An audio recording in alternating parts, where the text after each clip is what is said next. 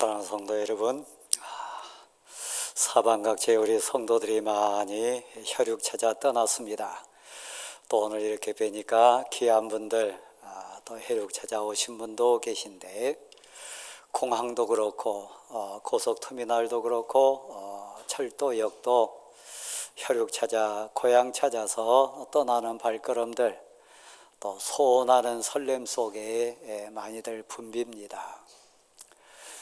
명절은 우리에게 주는 여러 가지 교훈이 많이 있습니다. 혈육이 무엇인지, 가족이 누군지, 지나온 1년 삶 속에 내 인생에 대한 또 점검의 기회, 계기가 되는 것도 이 명절이 주는 의미 가운데 하나인 것 같습니다. 많은 사람이 양손에 선물꾸러기 들고 부모, 형제, 고향 찾아갑니다. 보고 싶고 그리운 혈육들 계신 것이 복이다 고백하는 자도 있고, 한시라도 빨리 뵙고 싶다, 만나고 싶다, 그런 만남도 있습니다. 그런데 여러분이 또 한번 생각해 보면 찾아가기는 한데 부담이 된다, 발걸음이 무겁다, 이번 명절 어떻게 보내야 되나 그렇게 걱정하는 그런 출발도 우리 주위에는 많이 있습니다. 그렇게 가고 싶고 만나고 싶어도 갈 수 없고 뵐 수 없는 이산가족들도 우리 삶 속에 많이 계시고요. 그 이산가족보다 더 아픈 대상자들이 있습니다. 명절이 너무 힘들어서, 명절 만남이 너무 부담이 돼서 그냥 멀리 떠나는 인생들도 있고, 더 깊이 꼭꼭 숨는 혈육들도 있습니다. 나 모르는 눈물 흘리면서 아파하는 명절의 인생들도 사실 많이 있습니다. 오늘 이 자리에 앉으신 여러분, 그런 의미에서 여러분의 명절 소원이 뭡니까? 이 명절에 만나기 원하는 가족에 대한 꿈이 어떤 겁니까? 어떻게 만났으면 좋겠고, 어떤 사랑을 또 나눴으면 좋겠습니까? 그리고 진정 함께 있기를 원하는 가족, 마음만 먹으면, 상황만 되면 다가설 수 있고 하나 될 수 있는 그런 가족이 여러분에게는 그려집니까?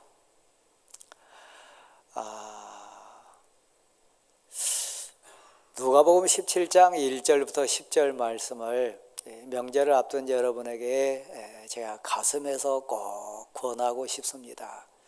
좀 더 시간적인 여유를 가지시고 댁에 가셔서 누가복음 17장 1절부터 10절까지 말씀을 명절을 보내는 가치 속에 한번 많이 되새김질하시고, 그 말씀은 우리 주님 예수 그리스도께서 친히 주신 교훈의 말씀이니까 가슴으로 받았으면 좋겠습니다. 우리 인생이지 않습니까? 그래서 더불어 살아요.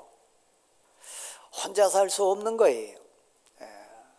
가장 가까이 부대끼고 또 나누다 보니까 사랑의 체온도 느끼지만 못지않게 스침의 상처들이 많아요. 대부분 누구에게 상처받냐, 왜 힘드냐 묻는다면 멀리 있는 모르는 사람 아닙니다. 너무 가까이 있기 때문에, 부대끼기 때문에 상처가 돼요. 명절에 싸움하는 안타까운 가정들도 많습니다. 형제 간에, 또 부모 자식 간에, 혈육 간에 칼부림하는 그런 가족들도 뉴스를 통해서 아마 이번에도 많이 들릴 겁니다. 우리 주님이 친히 말씀하셨어요. 첫 번째 개념 뭐냐면 실족하는 일입니다. 실족이다 그 말은 발이 미끄러져 가지고 넘어진다 그 얘기가 아닙니까? 그러니까 다른 표현으로 말하면 마음 상한 거요, 상처받은 거요, 아픔 당한 거 얘기한 겁니다. 실족하는 일이 없을 수는 없으나 만남이니까, 인생이니까 가까이 있다 보니까 반드시 미운 정도, 고운 정도 들게 되어 있습니다. 명절이 더욱 그렇습니다. 왜 상처받냐? 왜 실족하냐? 더 본질적으로 들어가면 사랑하니까요. 내 혈육이니까요. 내 가족이니까요. 근데 저도 압니다. 여러분도 압니다. 어린 애들도 압니다. 나이 많으신 어르신들도 다 압니다. 진짜 나를 사랑해서 하는 말인지, 정말 나를 귀하게 가슴으로 안고 하는 행동인지, 미워서 하는 말이고 어떤 면에서는 공격하기 위해서 행하는 눈빛인지 애들도 압니다.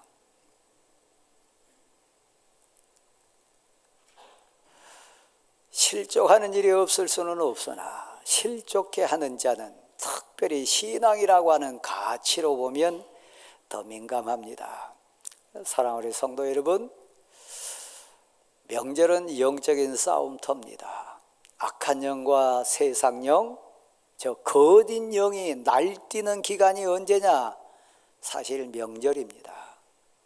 특히 온 가족이 복음화되어 있지 않은 가정사에 가면 얼마나 민감하고 예민하고 영적인 싸움이 치열한지 우리는 압니다. 그래서 기도하는 거죠. 하나님, 이번 명절을 영적으로, 우리의 싸움이 단순히 육에 대한 게 아닙니다. 영적인 겁니다. 내 약함을, 내 부끄러움을, 나의 가장 어찌 보면 아픈 부분을 저 악한 영이나 세상 영은 내 혈육의 입술을 통해서, 내 혈육의 행동을 통해서 나를 막 찌르기도 할 거고 무너뜨리려고 할 건데, 하나님 도와주셔서 이 명절을 영적인 싸움에 승리하게 도와주십시오. 우리 기도하는 심정 있습니다.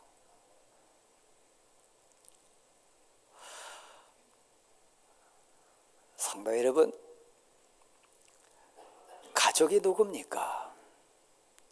진정 내 눈에 넣어도 아프지 않고, 정말 다른 사람은 말 못해주고 다른 사람은 쓱 지나가고 그냥 모른 채 할 수 있지만, 사랑하니까, 내 혈육이니까 진짜 내가 아끼는 내 아들과 딸이고 부모니까 입을 열어가지고 충고하기도 하고, 때로는 쓰리고 아픈 마음이지만 얘기를 하고 또 말하는 것, 가족이니까 그렇습니다.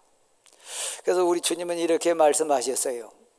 어떤 형제가 죄를 범하거든 경고하라. 그거 잘못했다. 그 죽음으로 가는 거다. 그 헛된 거다. 그 인생 본질 아니다. 죄를 범하거든 경고하라. 사랑하니까. 제가 방금 말씀드렸습니다. 우리가 진실로 사랑의 가슴으로 얘기하면 애들도 압니다. 진짜 압니다. 그리고 죄 지은 자가 돌아와서 회개하거든, 용서를 구하거든 용서해라. 죄를 짓거든 경고하고 회개하거든 용서하라. 알면서도 모른 채 하는 경우 있습니다. 부모니까 자녀니까 정말 아프지만 말한 경우도 있습니다.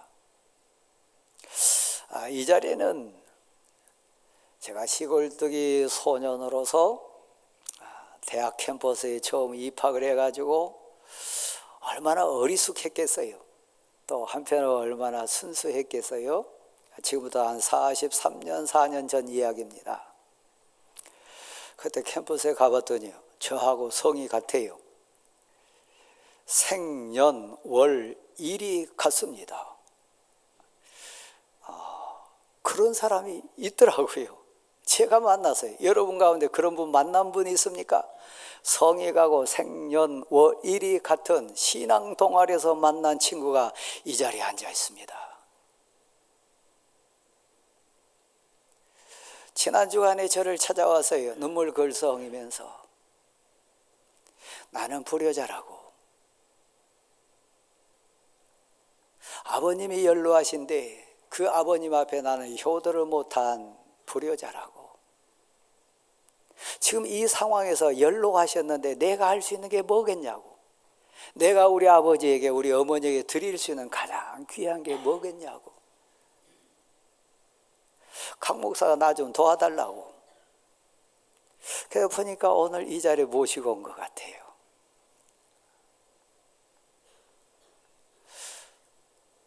형제가 죄를 지거든 경고하라, 회개하거든 용서하라. 가족이 그런 존재입니다. 가장 민감하고 예민하게 사랑의 눈으로 봐가지고, 아, 이것은 죄로 가는 거다. 이 형제 다른 사람은 다 멀리하고 다 떠나고 다 버린다 할지라도 내 아들이니까, 내 부모니까, 내 혈육이니까 나는 포기할 수 없느라고. 끝까지 이 세상을 떠나는 순간까지 내게 맡겨지는 하나님의 사람이라고 고백하면서 함께하는 존재가 누굽니까? 가족 아닙니까? 그래서 우리는 완전한 가족이 어디 있습니까? 온전한 인생이 어디 있습니까? 부모로 버팀목으로 서 있고 자녀로 정말 울타리가 돼가지고 서로를 보호하고 서로에게 의지가 되며 사는 것, 사실 쉬운 일은 아닙니다. 언제요? 좋을 때는 다 할 수 있어요. 잘 될 때는 다 할 수 있어요. 건강하고 젊을 때는 다 할 수 있습니다. 정말 약할 때, 아플 때, 정말 힘들 때 끝까지 버팀목이 되고 울타리가 되고 동반자가 되는 그 관계가 누굽니까? 가족 아닙니까? 그래서 그 가족 앞에 섰을 때 너는 이런 인생 되라. 제가 재해석하는 겁니다.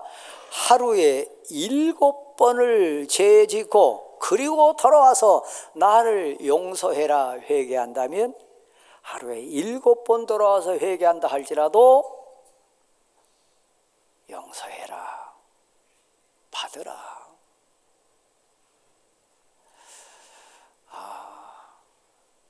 사랑하는 성도 여러분, 특별히 대왕교회 성도 여러분, 하루에 7번이라도 용서하는 것은 사실 부모 아니면, 내 아들, 딸 아니면, 내 혈육 아니면, 그럼에도 옆에 있어줄 사람이 누군가요?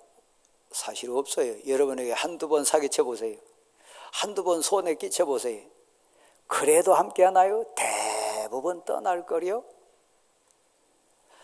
하루에 7번이라도 돌아와서 회개한다, 용서해달라면 용서해라. 그 얘기를 듣고 있던 제자들이 가슴에서 진지하게 얘기합니다. 그 얘기가 뭔지 아세요? 주님이여, 우리에게 믿음을 더하소서. 믿음이 세상을 이겨요. 믿음이 그 한계를 넘을 수 있는 유일한 부분이에요. 가족이라고 하는 혈연의 그 믿음, 끝까지 믿어주는 존재, 끝까지 포기하지 않고 버텨주는 존재, 가족이니까요. 그냥 안 돼요. 내 의지로 안 돼요. 내 힘으로 안 돼요. 도저히 용서할 수 없어요. 도저히 얼굴 맞댈 수 없어요. 그러나 우리에게 믿음을 더하소서. 명절에 지금 부담스러우신 분 계실 거예요. 이번 명절에 그 형제를 또 어떻게 만나나, 이 명절에 또 그 힘든 과정을 어떻게 버텨낼 수 있나, 이 명절을 어떻게 보낼 수 있나, 그런 분 계실 거예요. 우리 다 같이 한번 받아실까요? 우리에게 믿음을 주소서. 우리 주님이 믿음의 능력에 대해서 그 다음 구절에 이렇게 설명합니다. 너희에게 깨알보다 더 적은, 겨자씨보다 더 적은 믿음의 알갱이가 있다면 그 믿음은 능력이다. 그 믿음의 역사의 힘은 너가 하는 거 아니다. 믿음이 세상을 이기고, 믿음이 두려움을 이기고, 믿음이 걱정을 몰아내고, 믿음이 사람을 이길 수 있고, 믿음이 너 감정을 이길 수 있다는 얘기입니다. 왜요? 주권자가 하나님이시니까요. 그래서 이렇게 얘기합니다. 뽕나무는 여러분 어디에 심겨진 겁니까? 땅 위에 심긴 거 아닙니까? 그 뽕나무에게 명하여 뿌리채 뽑혀가지고 저 바다 가운데에 심겨져라 명한다 할지라도 너에게 깨알보다 적은, 겨자씨 알보다 적은 믿음이, 하나님이 나와 함께 하십니다.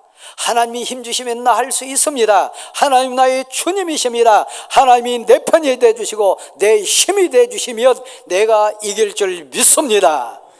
이 믿음의 고백하면 하나님의 말씀은, 그 하나님을 믿는 믿음의 능력은 너를 주관해가지고 그 뽕나무가 뿌리채 뽑혀가지고 저 바다 가운데 심겨질 거다.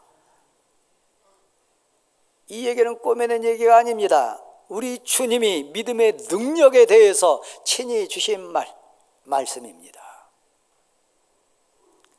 여러분 의지로 안 돼요. 동서 이해 안 돼요.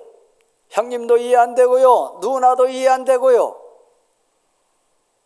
날 낳아주고 길러주신 부모지만 이해 안 될 수 있어요. 내 속으로는 아들, 딸이지만 도저히 용서 안 될 수 있어요.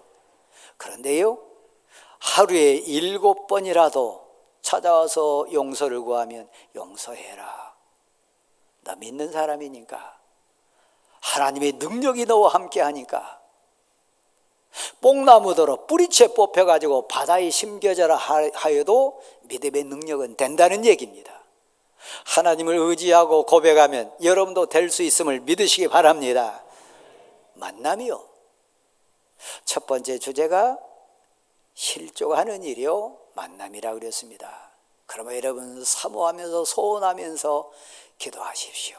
하나님 이번 명절을 지켜주시고 이번 명절에 만남을 주관하시고, 내가 힘들고 부담되고 내가 아파하는 그 대상이 우리 혈육이 있다면 극복할 수 있는, 이길 수 있는 은혜로 감당할 수 있는 힘을 주옵소서.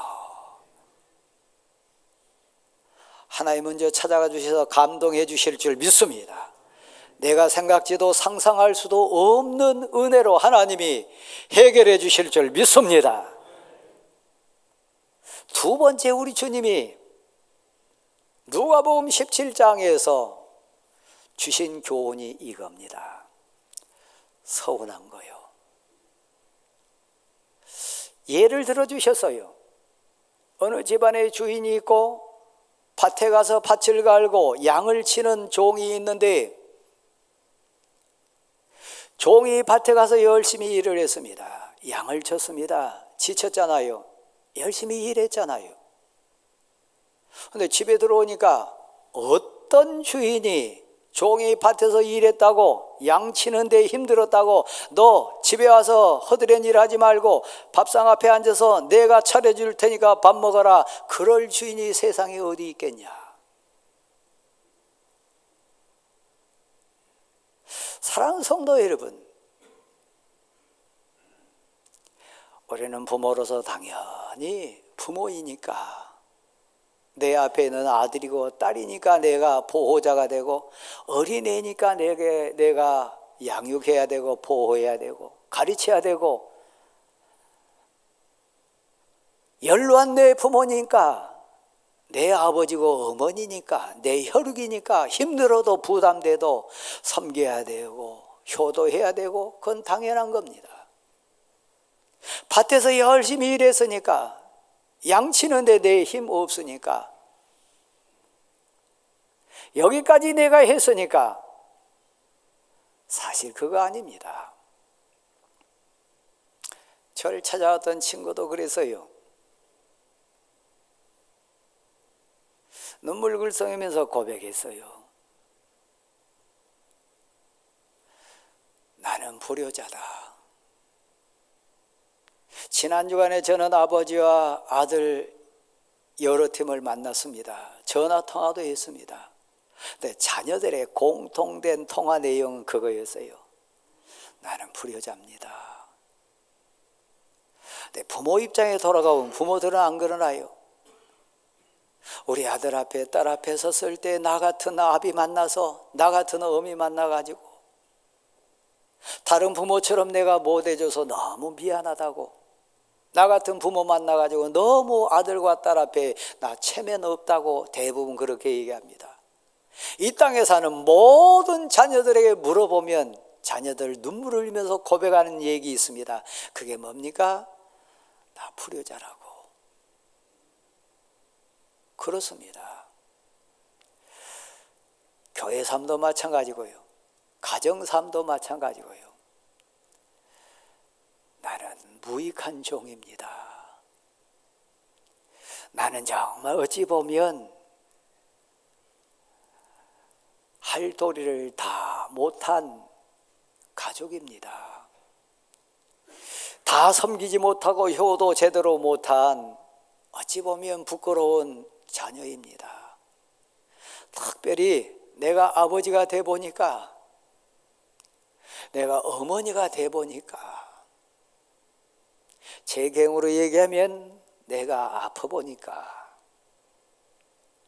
또 여러분 상황으로 가서 얘기하면 내가 나이 들어 보니까, 그때 우리 아버지는, 그때 우리 어머니는 얼마나 힘들었을까? 그런 상황에서 우리 아버지 어머니는 얼마나 외로웠을까? 나는 무익한 종입니다. 하나님 앞에 당당히 설 수 없고 부모 앞에 당당히 설 수 없는 존재입니다. 특별히 명절이 돼가지고 우리 자신을 살펴볼 때는 그런 부분이 많다는 얘기입니다. 당연히 할 도리 한 것 같지만 그렇지 않다는 얘기입니다. 그 본문 속에 우리 주님은 서운함을 이기고 어색함을 이기는 비결을 이렇게 얘기했습니다. 종의 입술을 통해 가지고 이런 고백이 나와야 되지 않겠느냐 한 얘기가 뭡니까? 나는 당연히 할 일을 했을 뿐입니다. 아들이니까요, 부모니까요, 혈육이니까요. 나는 교회 직분자로서 교회 일꾼으로 당연히 할 일을 했을 뿐입니다. 이번 명절에 서로에게 이런 고백으로 다가서는 복된 일정 될 수 있기를 간절히 소원합니다. 오늘 본문도 같은 내용입니다.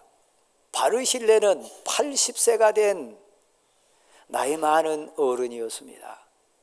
웬 은혜인지 모르지만 하나님께 몇 가지 복을 특별히 받아 누렸는데 80세가 돼서도 건강을 잃지 않아서요, 총기를 잃지 않아서요, 육신적인 건강뿐만 아니라 더 소중한 내면의 건강, 마음의 건강과 영혼의 건강인 신앙 고백이 온전히 확립이 됐습니다.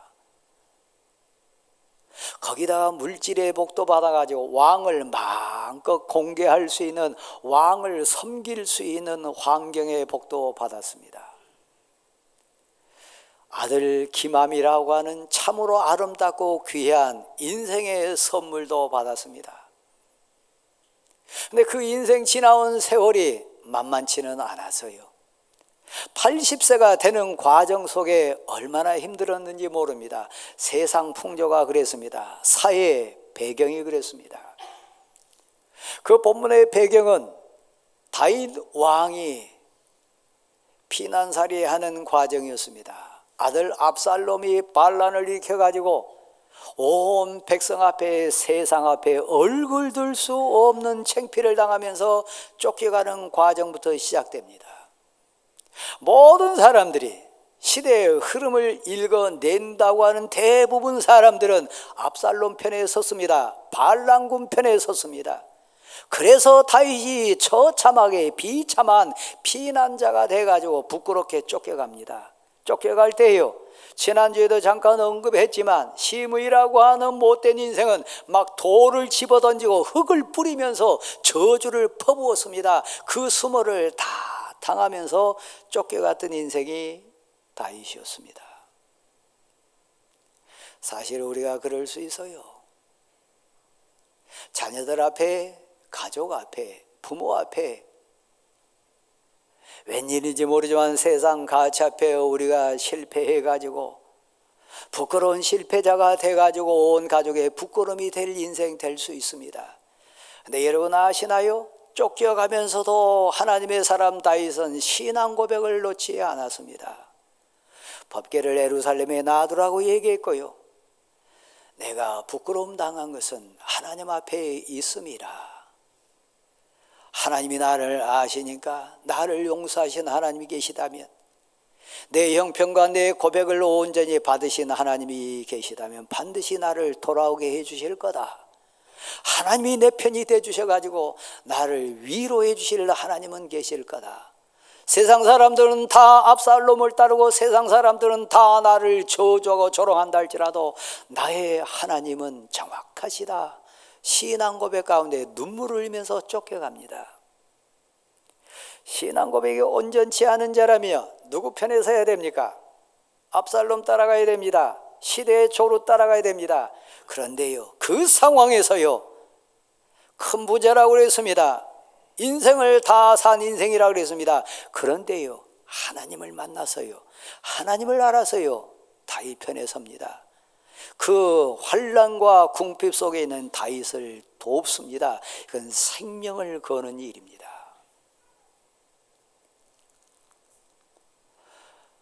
하나님은 아십니다. 빌립보서 1장 말씀 읽어보면 어떤 사람은 나 사도 바울을 더 부끄럽게 하기 위해서 막 이렇게 핍박하는 사람도 있다고 그랬습니다. 근데 오히려 핍박당하고 감옥에 갇혀있는 사도 바울을 보면서 오히려 하나님 앞에 신앙 고백자가 돼가지고 일어선 사람도 있다고 그랬습니다. 여러분 가운데 인생 실패자, 육신의 아픔, 세상 가치로운 부끄러움과 떨어질 수 있는 사람도 있어요. 나 같으면 저런 상황 속에 100번도 포기했을 텐데, 나 같으면 정말 그렇게 행동 못할 텐데, 저런 어려움 속에서도, 저런 실패 가운데서도 용기 잃지 않고 그런 가운데서도 꿋꿋하게 믿음 지키고 서 있는 저분 보니까 과연 여호와 하나님은 살아계시나 보다. 성공한 인생을 보면서도 하나님을 만나지만 실패한 인생 가운데도 그가 붙들고 있는 하나님을 만나면서 신앙 고백하는 우리의 혈육들이 있다고 하는 사실을 여러분 믿으시기를 바랍니다. 부끄러운 가운데 빠지신 분 계십니까?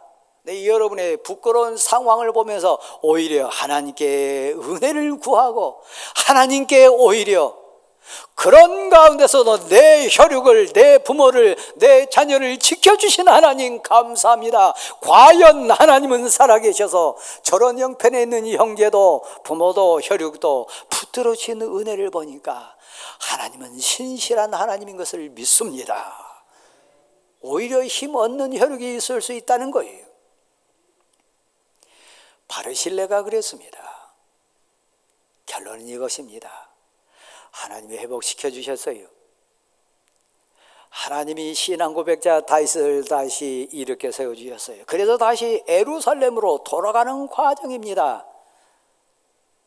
가뭄이 들어봐야 강바닥이 드러납니다.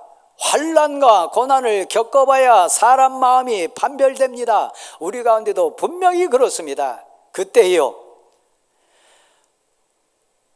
두 가지요. 인생 80일에서 바르실레는 인생 본질을 압니다. 맛있는 거 먹는 거, 기쁜 음악 듣는 거, 좋은 환경에 사는 거, 내 인생 80 살아보니까 그거 본질 아니라는 것을 고백합니다. 진짜 중요한 것, 진짜 인생, 이제 남은 생에 얼마 남지 않았지만 이제라도 내가 사랑하는 자녀 앞에, 왕 앞에서 사랑하는 우리 자녀 앞에 고백할 거 있단 얘기예요. 돈이 여러분 인생의 승패의 기준이었습니까? 아니요. 이번 명절에 여러분 자녀손 앞에 진실로 고백해야 될 거예요. 그건 하나의 선물에 불과해요. 그러나 본질 아니에요. 하나님이요, 바르실레는 이걸 알았어요. 건강도 아닙니다. 환경도 사실 아닙니다. 그거에 앞선 본질이 있어요. 인생 80을 살아보니까 느끼는 게 있어요. 내가 춤추는 자를 보는 거나 좋은 음식 먹는 거나 좋은 집에 사는 거, 그거 본질 아니라고 하는 거, 내가 아파 보니까, 내가 늙어 보니까, 내가 인생 80 살아보니까 그 본질 아니다. 사랑하는 내 아들아, 사랑하는 내 자녀손들아, 너희는 그 헛살지 말라. 이번 명절이 진지하게 가슴으로서 인생을 고백할 수 있는 여러분이 될 수 있기를 소원해요. 자신을 알아서요, 하나님을 고백할 수 있는 거죠. 두 번째요, 그는 자신을 절제할 줄 알아서요. 내가 지금 가면 왕에게 부담받게 되지 않습니다. 어찌 이 나이 돼서 왕에게 부담을 줄 수 있습니까? 나는 내 고향에서 조용히 내 삶을 마무리하고 싶습니다. 고백입니다. 멋있게 늙어간 비결, 자녀 손 앞에나 가족 앞에나 내가 속한 공동체 앞에 진실로 멋진 어른 되는 비결, 여기 어르신으로 앉아 계신 여러분 추하지 마세요. 육신의 탐심이나 탐욕이나 세상 쾌락 때문에 대의를 놓치지 마세요. 그 본질 아닙니다. 얼마나 멋있습니까? 인생 80 노인된 이 바르실레, 자기를 다스릴 줄 알아요. 대의를 놓치지 않아요. 자기 서야 할 곳을, 자기가 머물러야 할 곳을, 자기 인생이 어디에 있어야 할 것을 적어도 그는 어른이었어요. 이런 어른을 가정에 모신 공동체가 있다면, 이런 귀한 어르신이 있는 교회라면, 이런 멋진 인생의 어른이 있는 공동체라면 얼마나 복받은 공동체일까요? 여기 어른시로 계신 여러분, 이번 명절에 여러분 자녀 앞에 추하지 마세요. 그 용돈 얼마 받는 거, 뭐 선물 얼마 받는 거, 그것 때문에 해하지 마세요. 인생 본질이요, 어른답다. 두 번째요, 다윗을 통해서 배우는 것이 있습니다. 저는 6남매 대표해서 대학을 졸업한 마음의 빛이 있는 형제입니다. 명절이 되면 그래서 늘 눈물이 납니다. 날 위해 희생한 형제들, 날 위해 애써준 형제들에게 세상 가치로도 배려하고 보호하며 살아야 되는데, 그렇지 못한 부분이 있어 늘 아픔이 있습니다. 그러나 물질보다 더 귀하고 소중한 것, 저는 형제들에게 고백하면서 보호하겠다고 다짐한 게 있습니다. 생각날 때마다 뜨거움으로 기도해 드리는 거예요. 엎드릴 때마다 내 사랑하는 혈육들을 위해서 애절하게 하나님의 하나님께 간구하는 거예요. 다윗은 보온의 사람이었어요. 입은 은혜를 잊지 않았어요. 상황이 해결됐으니까 화장실 갈 때 하고 갔다 오후 하고 발걸음이 대부분 사람들 다릅니다. 위기에 놓였을 땐 왕 다윗하고, 위기가 극복이 돼가지고 예루살렘으로 지금 복귀하고 있는 다윗하고 형편이 다를 수 있었습니다. 언제 그랬냐?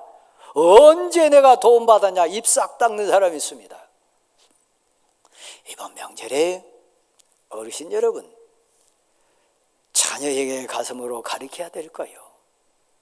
한번 받아십시다. 너는 보온하며 살아라. 은혜를 잊지 않는 거요. 다윗은 은혜를 잊지 않습니다. 여러분, 명절에 양손에 선물꾸러기 들고 갑니다. 명절은요, 보온할 수 있는 기회예요. 내 마음을 조그만 선물이지만 표현할 수 있는 기회예요. 고맙습니다. 감사합니다.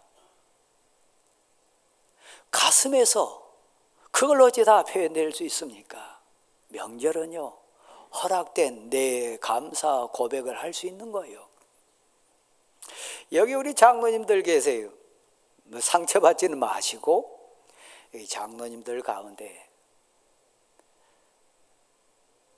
명절이 지나갈 때 목사에게 이 사과 몇 쪽이라도 선물하신 분들 계세요.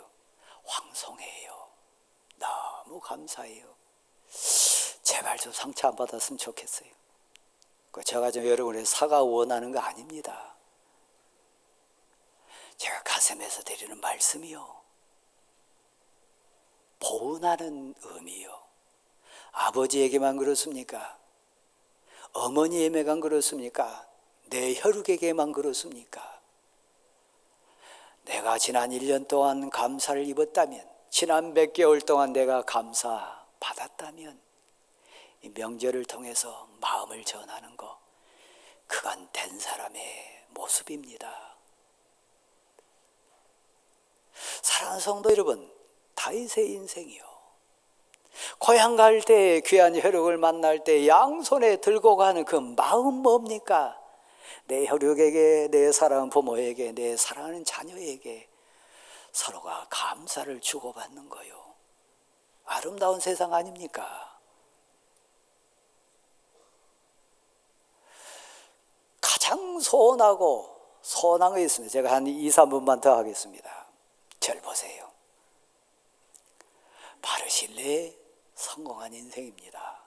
바르실레 정말 멋진 인생입니다. 왜냐면요, 자기 자신이 처할 곳을 알 뿐만 아니라 자기를 다스릴 뿐만 아니라 내놓을 수 있는 인생의 열매가 있어요. 나는 늙어서 못 따라갑니다. 내 인생 한계 때문에 왕을 더 섬길 수 없습니다. 그러나 왕이요, 여기 김함이라고 하는 당신의 종이 있습니다. 그 아들 김함에게 막 이렇게 배려해달라, 막 이렇게 나 대신 섬겨달라, 그 얘기가 아닙니다.